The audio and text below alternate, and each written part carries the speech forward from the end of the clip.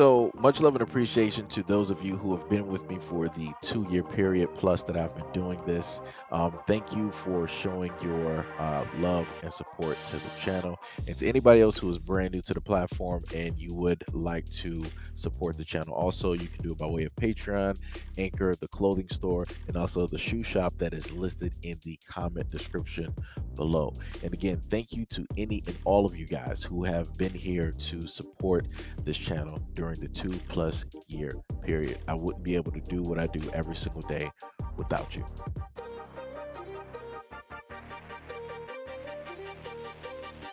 Shelby Isaac was found guilty of 2 counts of second-degree murder in the shooting death of E.J. Tate and his girlfriend, Edwina Thomas, and their unborn child back in 2016.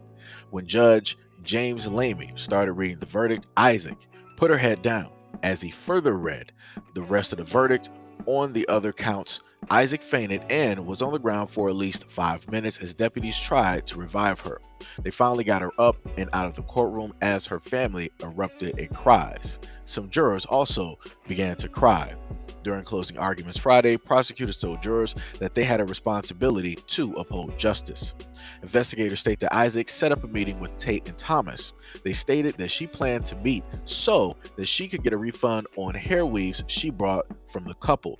Prosecutors stated that they knew exactly what she was doing when she brought a weapon to the meeting and opened fire on the couple. During the trial, Smith showed the jury fingerprint evidence that linked Isaac to the same crime. Witnesses also stated that Isaac had blood on her clothes and a lot of cash on her person shortly after the couple's life was taken. Isaac's defense team stated that witnesses' statements were all inconsistent. The attorney stated that there was no solid proof pointing to Isaac as the shooter. Meanwhile, Tate's family members stated that they just want justice to be served. I just want to say shout out to the usual suspects and the clowns that are going to roll through in the comment section and say, Seiji, this is an old story. Why are you covering old news? You should be covering more up-to-date stuff. You're just using this to try to further get on black women. This is further proof that you hate black women. Bitch, you guessed it. Stop it.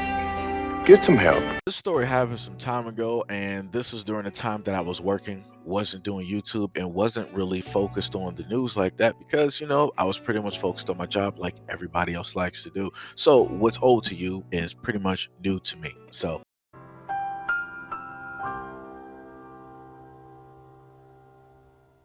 this is my main point, and I've talked about this a lot.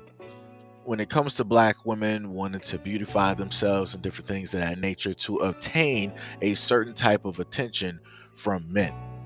And a lot of women do this. They'll, you know, dress or act a certain type of way, talk a certain type of way, style their hair, makeup, and all these other types of things, but also has to do with the insecurities that a lot of women have. Now, some women will sit up there and say like, yeah, I do have my own insecurities. Those women will be honest. They're not going to try to shift the blame. They're not going to try to put it directly on anybody else, right? Much love and respect to those women. Now, other women out here, they'll be like, oh, well, society. Oh, well, men put, you know, untold amount of pressure on us and da-da-da-da and da-da-da-da. Nah, coach. I'm not going to sit up there and say that women put pressure on me to basically act a certain type of way in order for me to obtain them. Meaning that I have to act like Pookie and Ray Ray in order to obtain the black women that are out here. No, son. I make my own choice. If I can't obtain those women, that is what it is at the end of the day. I'm not going to allow what it is that a woman wants dictate to how it is that I'm going to be as a man and how it is that I'm going to perform out here in society. That's just not happening. I'm obviously going to look for a person that's going to take me for how I am, for my presentation, for the value that I have instilled in myself and the value that I've also built myself. That's what I'm going to do. So like I said, I don't got time for excuses. Anybody that want to hold excuses, keep continuing to hold those L's because that's all you're doing. You got a house of L's right now. This is one of them.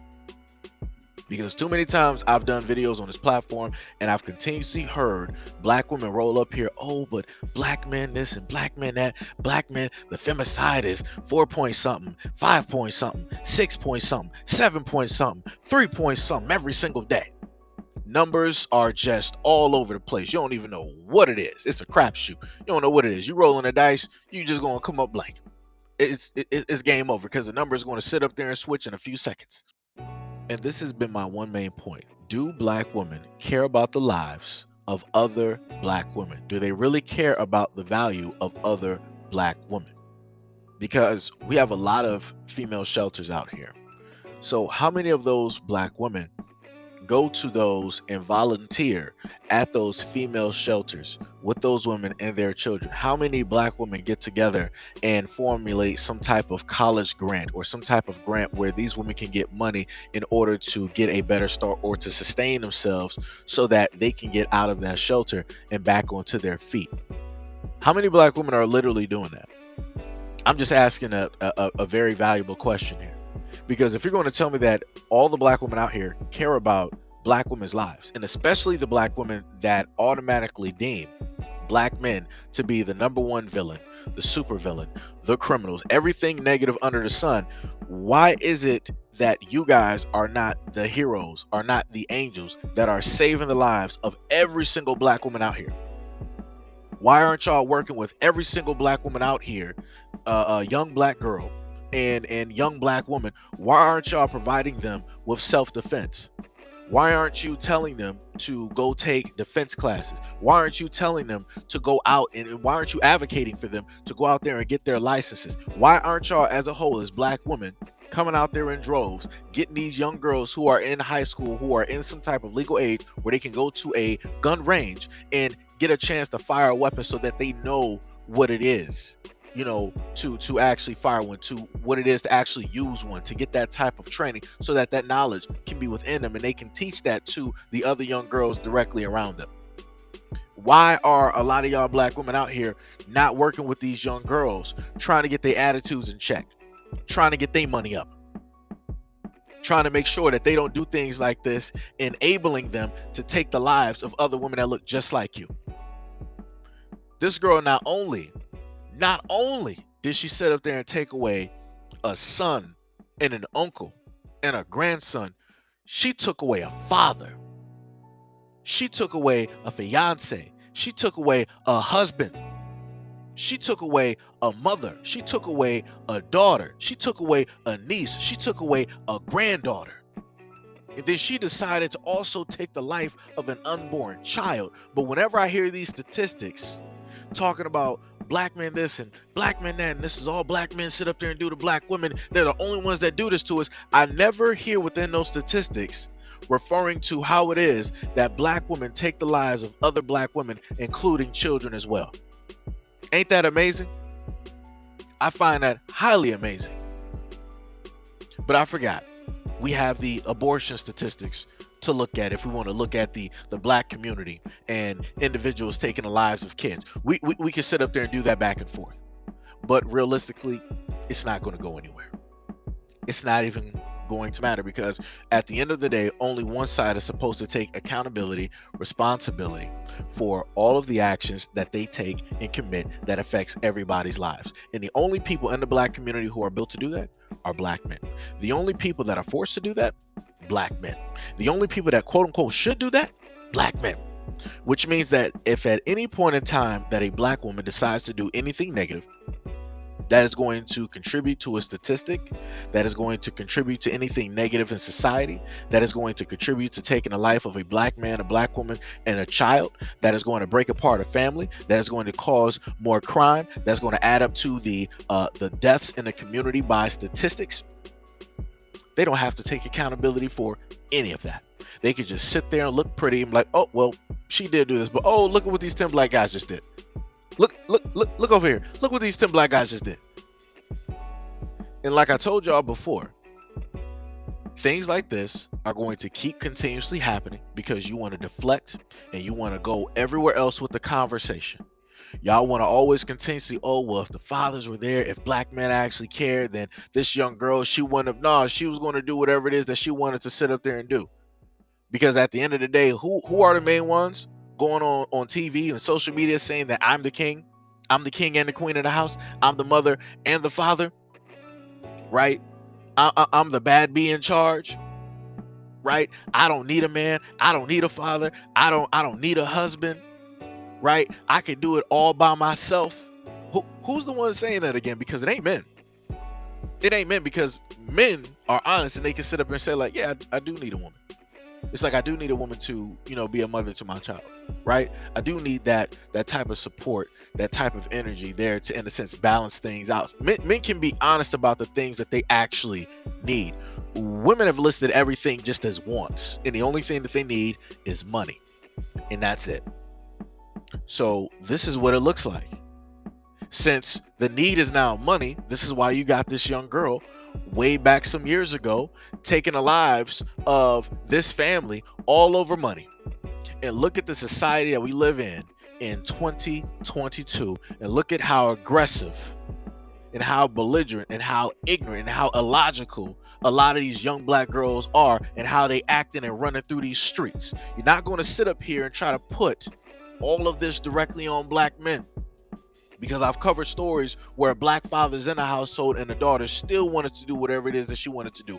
Why? Because the mother wanted to undermine the father and not let him put his foot down when he needed to put his foot down. And she wanted to baby a lot of these kids instead of allowing these kids to face the consequences and have to take accountability and responsibility for their actions that they decide to commit outside of that household when they go into society representing that family by having that last name.